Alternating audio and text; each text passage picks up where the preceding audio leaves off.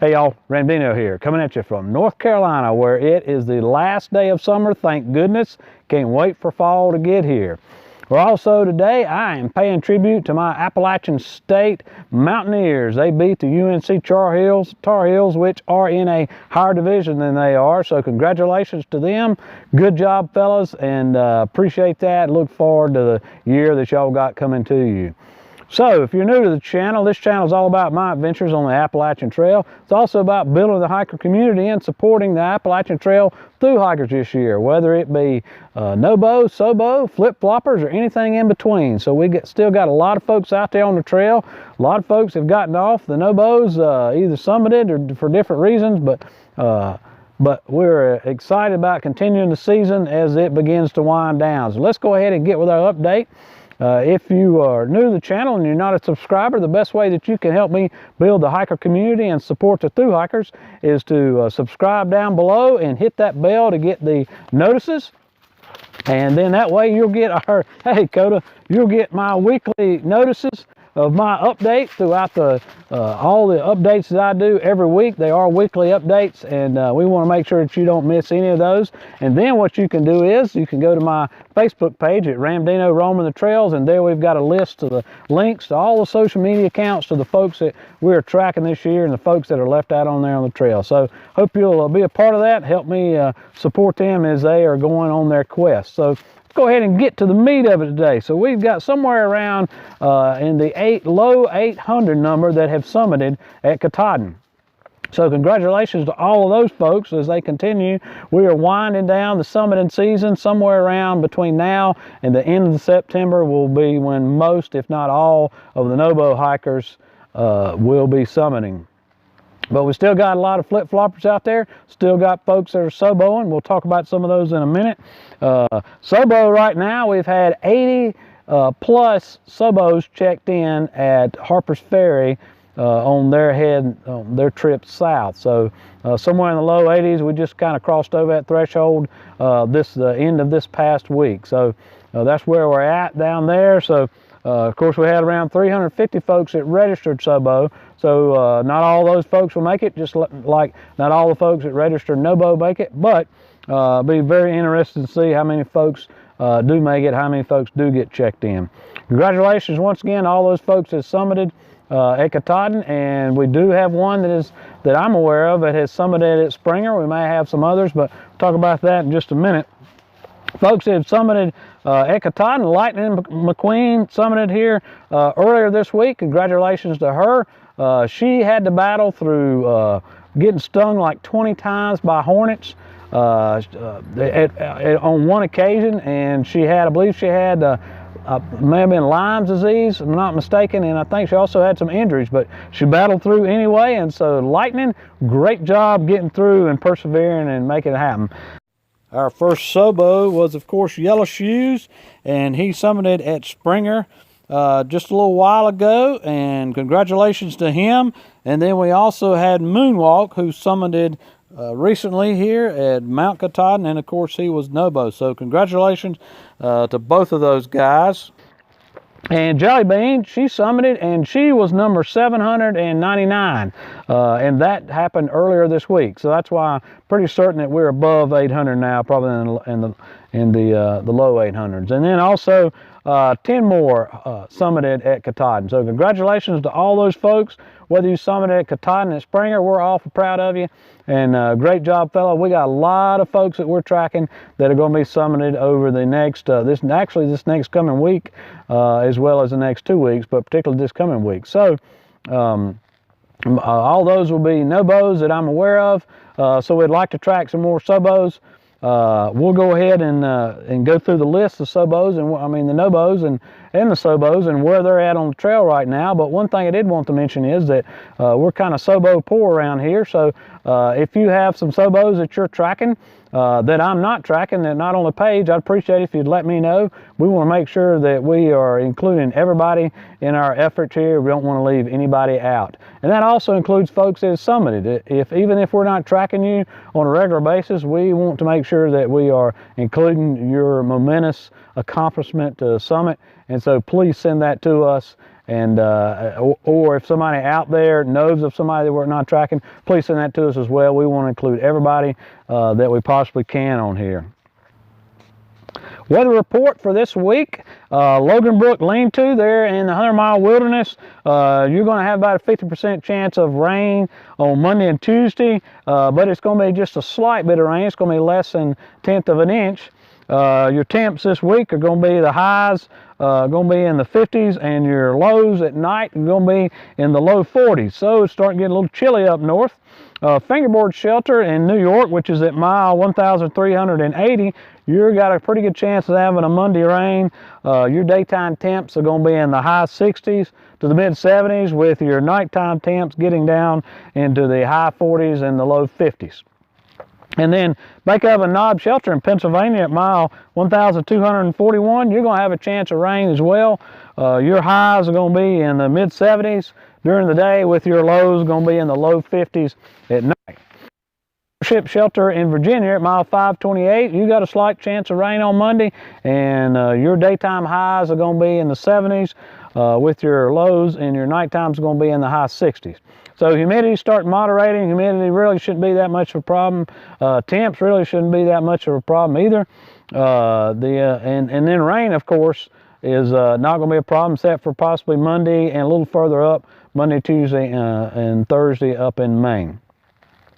So where's the hiker bubble? Well, the hiker bubble right now for nobos is somewhere up around between Monson and the 100-mile wilderness, probably in the 100-mile wilderness. Between there and the Katahdin Stream Campground, where lots of folks that will be summiting this upcoming weekend. And then we also have a slight bit of a hiker bubble down south, south of Harper's Ferry, and those will be your flip-floppers and your Sobo folks. So of course, not as bright on the graphic here, just because you don't have as many folks that are hiking Sobo or flip-flopping as you do Nobo. Updates for folks we got out there on the trail. Runa, she is near Saddleback Mountain. Wrong Way is hiking with Cheerleader, and Cheerleader has made it all the way to Franklin and on her Sobo hike. So you will recall that Wrong Way is already summiting at Katahdin. He turned around and came back, and he's come back a partial amount of way. I don't think he's come back the whole way, but he got up there with, began hiking with Cheerleader, and is going to hike with her till she finishes her Sobo attempt. Champ, he is south of Caratuck, Maine on his Sobo flip-flop. Hawks in Rutland on his southbound portion of his yo-yo. Valkyrie, she is south of the Shanties on her flip-flop. Quicksand, he's south of Nuclear Lake there in New York on his Sobo. Swan Dive, she's somewhere south of the Shanties on her Sobo trip. And Trigger is Nobo, and he's got about 99 miles to go. And last but certainly not least, X. Her last known was that she was within sight of Katahdin, and she'll be summiting this week. So, congratulations to all those folks where you are on the trail, particularly those that are getting ready to summit. Looking forward to seeing those summit pictures. News from the trail. The ACT's put out a notice that we are having some very high and unseasonably high temperatures and potentially dry water sources. So right now, the drought monitor from the U.S. Weather Service is showing that we've got some abnormally dry conditions along the trail corridor, particularly down south. So there's a couple places up north where they're having some water issues as well, but it's more likely down in the south, really below Harper's Ferry. In that southern section down there that really runs all the way through North Carolina. Here in North Carolina, in the month of September, we have only had 1 day of significant rainfall, particularly up in the mountains, the whole month of September. So a lot of springs have completely dried up. Creeks are starting to get where there's not a significant flow there. So I would highly recommend that you're going to have to be able to have the ability to carry more water with you.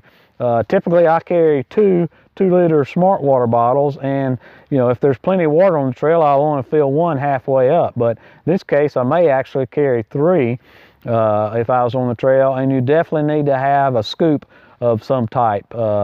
Valkyrie indicated that, so did the Wrong Way indicated that you need to have a scoop wherever you are, and you're going to have to plan to spend more time getting water from the water sources.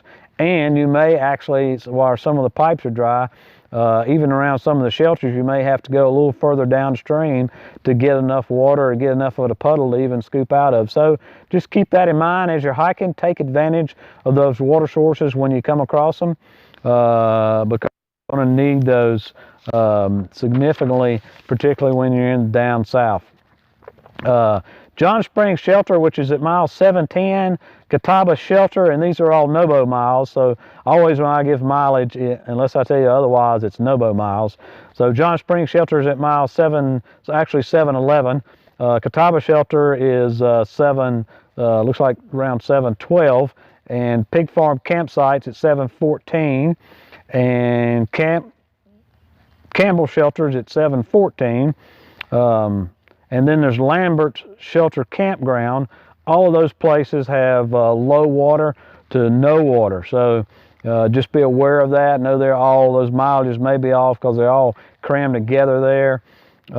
If I go back and find out the mileages are different, I'll leave it in the text portion down here so that you can, I'll flash a text message up there on the screen. But needless to say, there is a lot of places that are dried up. So if we got some trail angels in Virginia, North Carolina, even Georgia, I'm sure that those folks would greatly appreciate some water caches put out there for them. Officially, the ATC and the National Park Service does not encourage water caches. You're not supposed to leave anything of private property on National Park Service property. However, in this case, might not be a bad idea to help these folks out. Something that's come up in the news lately that we found out that Katahdin, or Mount Katahdin, may be having a name change. So Mount Katahdin, maybe Baxter State Park and the superintendent up decided instead of that the name Mount Katahdin is redundant because the Native American language that the name Katahdin comes from actually means Great Mountain. And so that's, by calling it Mount Katahdin, they're saying that's redundant, so they're just going to call it Katahdin. Well, everybody that's on the Appalachian Trail just calls it Katahdin anyway, so the only people that really refer to it as Mount Katahdin is people that are making maps. So not really going to affect anybody, but just a little bit of trivia there. It's a sad day for me and for thousands of Appalachian Trail hikers, through hikers, section hikers, and everything, because the Oak Mountain Shelter, Mountain Highlands section, and you know, where the North Carolina, Tennessee kind of runs together down there, they have closed that shelter indefinitely, and that's kind of known as the Big Red Barn. It was the biggest shelter on the trail. It would hold 20 plus folks. And due to structural issues, I'm getting choked up about it.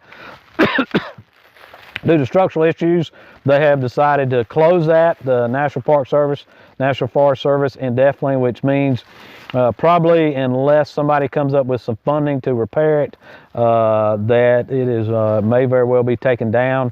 It has been leaning in years past, and the problem with that is that eventually that it could collapse altogether, and they've just deemed it to be too unsafe. So for me and for thousands of other hikers, that is always a kind of an iconic shelter on the Appalachian Trail that everybody goes to. I've been there with my son and friends, and you know, every through hiker that's been through there, that's made it that far, or every section hiker that's been through there recognizes the Big Red Barn. So that's pretty sad. Hopefully there'll be some money come up. Somebody will pay to have that the structure reinforced so that they can at least stabilize it, if not repair it together, because that would be that would be something that would be missed on the trail for other folks out there. We did have a trail closure up in Southwest Virginia, and they are closing it for a temporary reroute near Dickey Gap, which is in the Mount Rogers National Recreation Area. The footbridge over Comer's Creek has got an unsafe structural problem and is going to be removed. So that route's going to be closed and going to be rerouted approximately 2 miles until a safe crossing of Comer's Creek is established. And so this section is somewhere around mile 650 around Virginia Dickey Gap and the junction with the Dickey Gap Trail there. Bear reports, well, I am pleased to announce that they have lifted all one of the cautions in the Smoky Mountains. So we got subos that are going to be coming through that area, and before all the shelters had bear cautions, and Cosby shelter was closed, and now Cosby shelter is open. Thank you very much, National Park Service, for doing that. And all the other shelters, the cautions have been lifted. So maybe the bears have gone away, and the steps that folks have taken as far as making sure they are putting their bears up on the cable, their food and packs and smelly stuff on the cables, maybe that's worked to get the bears away from that food source, particularly around the Cosby shelter, where the bears have become acclimated to actually getting food inside the shelter. So that's open, and that really helps because the Cosby shelter is in an area there that's it's 7 miles to one shelter on each side of it. So there's a 14-mile section in there that you had to get through in order to in order to have a shelter to stay in. Of course, in the Smokies, you have to stay in the shelters. You can't just stealth camp. So that's great, and that's going to help me out with my hike this upcoming weekend. We'll talk about that a little more. We still have the alerts for the Grayson Highlands and Mount Rogers area there at the Thomas Knob shelter at mile 499, and Hurricane shelter at mile 15, where bears have been getting into unoccupied tents and packs and taking packs and stuff. And then the ATC is still showing alerts for the bear instance up in Vermont at the Kidgore shelter at mile 1627, Storage Springs shelter at mile 1631, and the Stratton Pond shelter at mile 1642, and have not heard any more reports about the aggressive bear that was at the Delaware Water Gap there at mile 1290. So hopefully that's cleared up. If you do happen to run into some bears that are doing more than just hanging out in the woods, if they are being aggressive with you or coming around the shelters or doing anything short of leaving the area when you come around, then I encourage you to go to the ATC online survey, and you can find a survey there that's very easy to fill out. I'll also leave a link for that down in the description section so that we can track those and help other folks out. And then also back to the drought conditions I was talking about earlier, if you have gut hooks, please go to the water sources there and mention for other hikers coming through that have gut hooks what water conditions you're finding there. That's very helpful. I know not everybody has gut hooks, but most people do carry that. And for the ones that don't, a lot of them are hiking with other people that do hooks, or they know people that have it that they can ask them to check on gut hooks for them. So if you could make comments about whether or not we got water, that's a very helpful social media thing that's good there.